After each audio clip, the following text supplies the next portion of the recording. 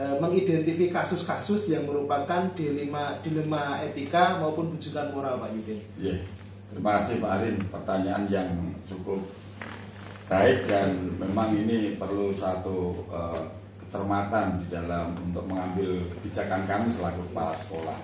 Kalau itu suatu permasalahan ketika kita identifikasi itu merupakan dilema etika, tentunya kita pertimbangkan yang mana yang lebih benar, mana yang lebih adil maupun mana yang lebih urgen gitu.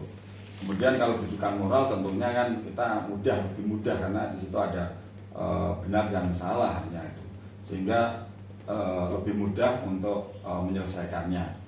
Tentunya identifikasi awal ini penting sekali untuk membuat rasa nyaman dan adil pada semuanya. Oh, gini. Berarti perlunya identifikasi awal nih, Pak Yudin. Gini. Kemudian begini Pak Yudin, bagaimana Pak Yudin itu selaku kepala sekolah menjalankan pengambilan keputusan di sekolah ini, terutama untuk kasus-kasus di mana ada dua kepentingan yang sama-sama benar atau dua kepentingan yang mungkin sama-sama mengandung nilai kebijakan moral, Pak Yudin. Berarti ini dilema etika nih. Wah, ini juga pertanyaan yang luar biasa ini. Jadi ketika kita mengambil kebijakan untuk etika moral itu kepentingan yang ada itu yang pertama dari sisi kemanusiaan. Artinya kalau ini ada hal yang sifatnya lebih kepada kemanusiaan, kita lebih utamakan gitu. Kemudian yang kedua, kita juga menyampaikan dengan pihak-pihak lain, artinya meminta pertimbangan dari temannya, mungkin dari dari yayasan, mungkin dari pihak-pihak yang lain yang tentunya ini menjadi pertimbangan kami untuk menentukan mana yang harus didahulukan untuk memilih yang sama tadi. Kemudian kalau itu merupakan ada salah dan benar sehingga itu menjadi kebijakan moral, tentunya kita akan mengarah kepada yang lebih baik, yang benar. Oh gitu.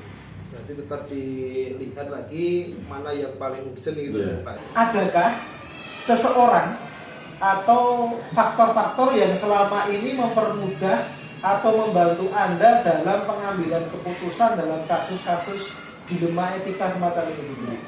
Ada Pak Arin, tentu saya selalu didampingi wakil saya.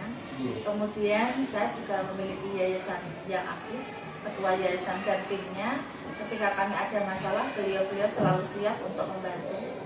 Dan itu yang terlaksana di PKMP Agumulung ini, Pak. Oh, gitu. Jadi kalau di yayasan kita tuh ada seksi pendidikan gitu, artinya kalau berarti sama dengan sekolah kami gitu. Jadi kalau memang masalahnya tidak bisa diselesaikan di tingkat sekolah, kita juga harus matur dan minta pertimbangan ke yayasan kita. Oke. Ini terakhir nih Bu Dwi. Dari semua hal yang disampaikan tadi, kira-kira pembelajaran atau nilai apa yang dapat Bu Dwi petik dari pengalaman ketika Bu Dwi menyelesaikan keputusan dilema etika Bu Dwi? Jadi gini Pak Arin, saya sendiri setiap ada masalah itu kan dari tahun ke tahun berganti, kadang juga selalu bertambah ya. Yang pertama saya ambil dan saya terus berdoa supaya saya menjadi seorang pemimpin yang adil, karena saya menghadapi tadi wali murid, anak, guru, dan tim yang lain, bahkan secara umum kan juga masyarakat. Jadi dengan kita itu selalu belajar terus. Nilai yang saya ambil tentu saya berazam atau berkeinginan untuk menjadi pemimpin yang selalu lebih adil. Jadi jangan berhenti ketika satu masalah terselesaikan, kita jangan terus itu rampung gitu. Terus kita semacam meremehkan kayu rampung dulu juga selesai. Kita justru harus semakin belajar lagi bagaimana kita bisa menghadapi masalah itu. Orang tua ataupun guru biasanya ini menyangkut itu, mereka semua sama-sama nyaman dengan keberadaan saya sebagai kepala sekolah gitu Pak. Luar. Assalamualaikum warahmatullahi wabarakatuh. Di sini saya akan menyampaikan refleksi dari wawancara yang sudah saya lakukan terhadap dua kepala sekolah terkait dengan pengambilan keputusan berbasis nilai-nilai kebajikan. Yang pertama, hasil dari wawancara yang sudah saya lakukan terhadap 2 kepala sekolah tersebut, bahwa 2 kepala sekolah tersebut itu sudah melakukan beberapa hal dalam pengambilan keputusan. Yang pertama, 2 kepala sekolah ini sama-sama sudah melakukan diskusi dan komunikasi dengan unsur-unsur yang ada dalam sekolah, termasuk tim manajemen ini. Ada waka, ada sepuh dan sebagainya, dan juga termasuk pihak-pihak yang terlibat dalam kasus tersebut. Yang kedua, 2 kepala sekolah ini membuat keputusan yang win-win solution, artinya berusaha untuk memberikan keadilan bagi semua yang terlibat dalam kasus tersebut. Dan keputusan ini menurut saya sudah bijaksana, bertanggung jawab, dan sudah memaksimalkan potensi positif dan meminimalisir potensi negatifnya.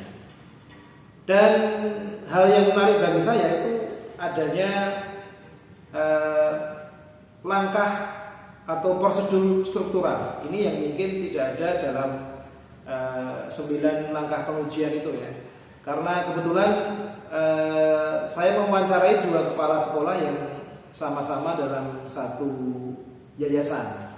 Nah, di sini bahwa keputusan yang diambil ketika kepala sekolah ini menghadapi dilema etika ini, ada beberapa hal itu yang memang harus disampaikan kepada yayasan. Jadi nanti yayasan akan memberikan pertimbangan dalam pengambilan keputusan. Ini yang mungkin menarik ya, karena tidak ada di sekolah atau di sekolah lain atau di 9 langkah pengujian. Nah, menurut saya dari hal-hal yang dilakukan oleh kedua kepala sekolah ini, menurut saya sebagian besar sudah sesuai dengan teori yang saya pelajari di modul 3.1 ini tentang pengambilan keputusan berbasis nilai-nilai kebajikan dengan menerapkan 4 paradigma dan 3 prinsip dan langkah pengambilan keputusan. Namun ada beberapa yang tidak utuh dalam melaksanakan langkah-langkah dalam pengujiannya. Ada beberapa langkah yang memang tidak dilakukan, seperti pengujian salah benar, kemudian ada uji publikasi, atau adanya opsi trilema dan sebagainya. Walaupun sebagian besar sudah sesuai dengan teori yang sudah saya pelajari di modul ini. Bagaimana hasil wawancara antara 2 pimpinan yang Anda wawancarai? Adakah sebuah persamaan atau perbedaan? Kira-kira ada yang menonjol dari salah satu pimpinan tersebut? Mengapa? Dan apa yang membedakannya? Ya, yang pertama saya akan membahas tentang persamaannya terlebih dahulu.